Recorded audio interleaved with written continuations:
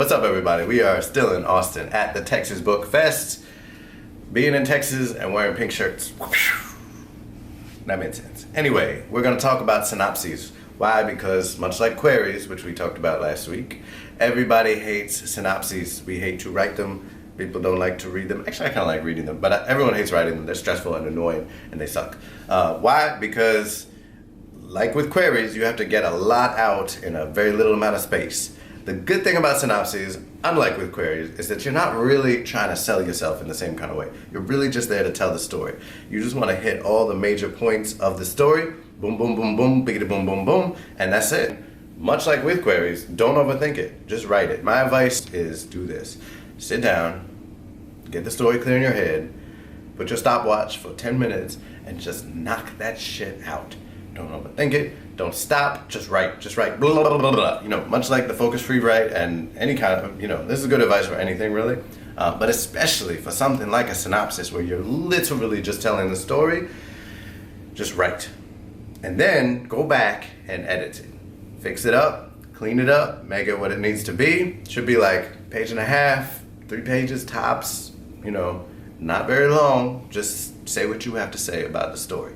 Some people will actually tell you to keep it to a page and a half. Make sure you read submissions guidelines about what they want from your synopsis. Now, when do you use a synopsis? You use it when you're querying. It usually accompanies a query letter. An agent will often ask for a query, a synopsis, and then a couple chapters, or maybe just a query and a synopsis. Either way, you want to be very clear about what's happening in your story, and that's what you need to do. Synopses are single-spaced, and they are always in the present tense, so you're not talking about what happened, you're talking about what's happening right now. They have a kind of cool sense of urgency about them. I'm gonna now read you a little bit of my own synopsis from Half Resurrection Blues. In fact, what I just realized is that most of the first paragraph of the synopsis is the middle paragraph from my query letter, because I just thought it sounded cool. So I'll go a little bit past that too. Carlos de la Cruz is just following orders when he offs the only other half-dead guy in New York. It should have been a job like any other. Pause. Here, it's being clear about the fact that something is different about this day. That's always an important fact that you want to get into anything when you're talking about your book. Like a Passover, why is this night different from all of the nights? What's going on in this story, in this moment that made it special? Because, even a hitman has the just routine aspect to the job. You're writing this book because this is something different. It's a turning point, right? That needs to come across. That's like the number one thing that should come across in your query, in your synopsis. Boom. It should have been a job like any other, right? But then Carlos agrees to protect the dying man's sister Sasha from the council, the very sprawling bureaucracy of death that Carlos works for. Conflict. He is up against his own people right off the bat, and we know that, and that's kind of interesting. Maybe he does it because she's also like him, partially resurrected, a ghoulish mistake with no past, living in the undercurrents of the city. Backstory. Or maybe it's just the endearing way she looks out at him from the dead man's crinkled Polaroid.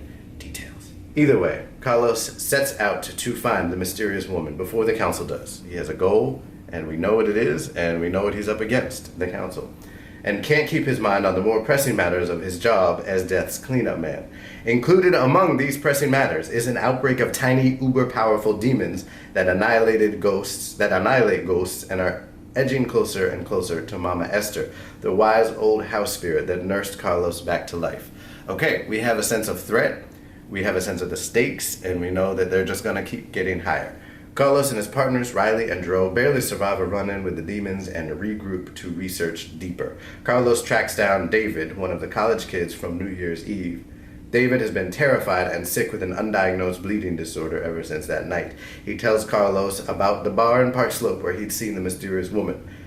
David is actually bleeding out of his eyeballs. But that's a detail you don't need to get in there. Again, which details you pick, they matter. Carlos finds Sasha there, and they strike up a flirtatious friendship, agreeing not to discuss their complicated histories. Carlos, Riley, and Dro find Sarko, a powerful sorcerer that's behind the demon infestation in a Crown Heights basement. So you get the point. It's direct, it's straightforward, there's not a lot of flourishes. If you can fit them in there, get in some cool details that bring your story to life, but don't overdo it, because you really only have a couple paragraphs to get the whole story out there. And if it's a long book, or even if it's a novel-length book, that can actually end up dragging. You're gonna have to drop some scenes. You're not writing every single scene, you're just getting to the key points and keep moving forward. That's it. That's a synopsis. Don't overthink it. clarity, precision, just like with a query. Less selling of it, more telling the story of it. And the main thing is you're gonna get stressed. Stop getting stressed about it. Just write it and then fix it. Done. If you have questions about how to write a synopsis, put them in the comment section. Try to find me on Twitter. I'll try to answer them. That's it. See you later.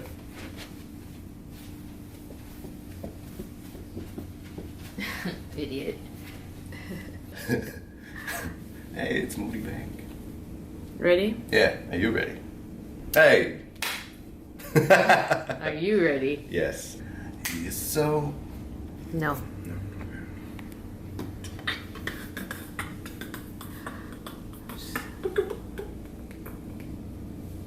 You're just gonna beatbox in every video. Yeah. Taking this DJ part of your Twitter name too seriously. Give the people what they think they want.